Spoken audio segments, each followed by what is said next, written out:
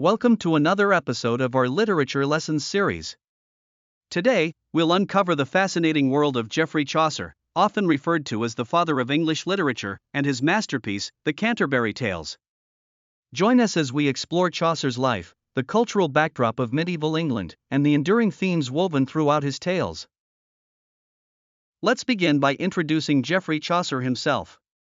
Born around 1343 in London to a prosperous wine merchant's family, Chaucer's life was marked by diverse experiences that shaped his literary career. His roles in royal service and diplomacy allowed him to travel across Europe, exposing him to the rich literary traditions of France and Italy. Chaucer's ability to absorb these influences while infusing them with a uniquely English twist is what makes his work stand out. At a time when French and Latin dominated the literary scene, Chaucer made the groundbreaking choice to write in English. This marked a significant shift, as his decision popularized the English vernacular and laid the foundation for modern English literature. Known for his sharp wit, keen observations, and deep understanding of human nature, Chaucer's stories reflect the society of his time while engaging with timeless themes of love, corruption, and morality. Now, let's delve into his most celebrated work, the Canterbury Tales. This collection is not just a series of stories, it's a rich tapestry of 14th-century English life told through the experiences of 29 pilgrims journeying to the shrine of St. Thomas Becket in Canterbury. Each character offers a unique window into medieval society. Picture this: a noble knight, a boisterous miller, a pious prioress, and a worldly wife of Bath, all sharing their tales amid this shared pilgrimage. The diversity among these characters allows Chaucer to explore various genres and themes, from romance and fabliaux to morality tales and allegories. The use of a frame narrative, the idea of storytelling within a journey, sets the stage for these captivating tales and provides layers of commentary on both the characters and the society they represent. Among the most memorable characters in the Canterbury Tales is the knight. He embodies the ideal Christian warrior, known for his truthfulness and chivalry. Then there's the wife of Bath, a bold figure who is unafraid to discuss her views on marriage and sexuality after having married 5 times.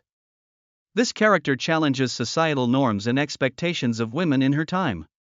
Conversely, the pardoner is depicted as a corrupt church official who exploits the faith of others for personal gain, presenting a critique of the church and society's moral decay. Chaucer's vivid characterizations serve not only to entertain but also to provide a nuanced reflection on human nature's complexities, showcasing both virtues and vices. Now that we understand Chaucer's characters, let's address why he is called the father of English literature. Chaucer earned this title for being the first significant writer to elevate the English language to a sophisticated literary standard. Before him, English was not the preferred language for literary expression, sidelined by Latin and French. By choosing to write in Middle English, which was emerging as a credible literary language, Chaucer's works made a lasting impact. His rich vocabulary and innovative poetic techniques, such as his pioneering use of the heroic couplet, a pair of rhymed iambic pentameter lines, set a new standard for poetry. The influences he introduced resonated for generations, impacting writers such as Shakespeare and Milton, and cementing Chaucer's place in the literary canon. It's also essential to recognize the significance of satire in Chaucer's work. Satire enables him to critique the institutions of his time, particularly the hypocrisy and corruption plaguing the church. Through characters like the pardoner and the summoner, Chaucer skillfully uses humor and affection to unveil their flaws while inviting readers to consider broader societal issues.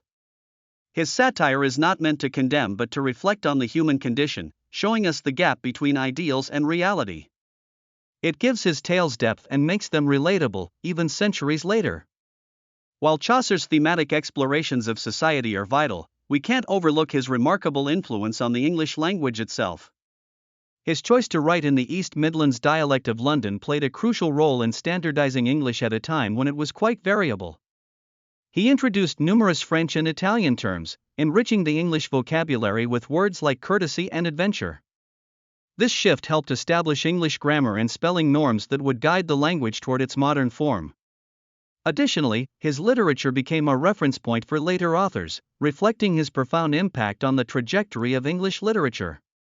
One might be surprised to learn that Chaucer's intellect extended beyond literature. He was also an accomplished astronomer and philosopher. He wrote a treatise on the astrolabe, a device used to measure star positions, intended for his young son, Louis.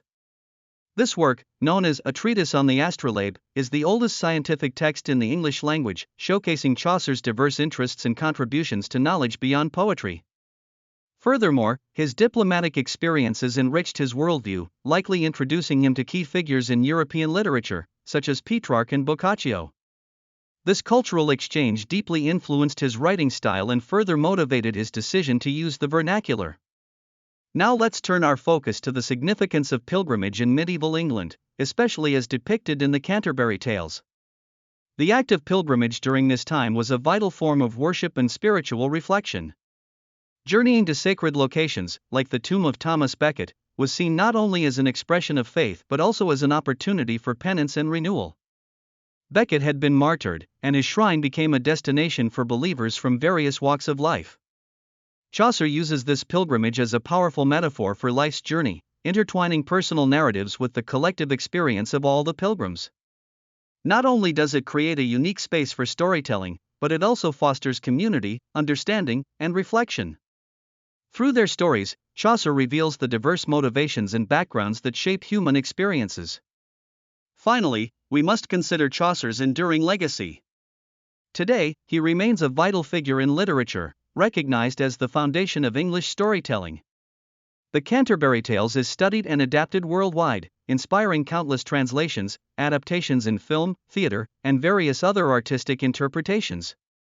His influence reaches far into the works of later literary giants, including Shakespeare and modern authors, illustrating that his themes and characters are still remarkably relevant. Chaucer's love of storytelling and his ability to evoke compassion and humor continue to resonate with readers and audiences alike.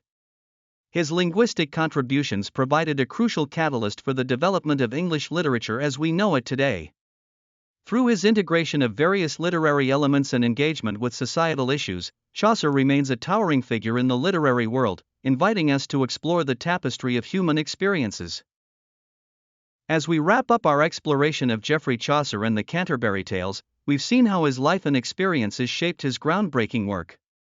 From his vibrant characters to the intricate themes of love, morality, and social critique, Chaucer's contributions to literature are immense. He not only pioneered the use of English in sophisticated writing but also influenced generations of writers who followed. His legacy, rich with humor and humanity, continues to inspire, reminding us of the power of storytelling. Thank you for joining us in this episode of our Literature Lessons series. We hope you've enjoyed learning about Geoffrey Chaucer and the rich world of the Canterbury Tales. Stay tuned for our next episode, where we will dive into more fascinating literary figures and their incredible stories. Until next time, happy reading!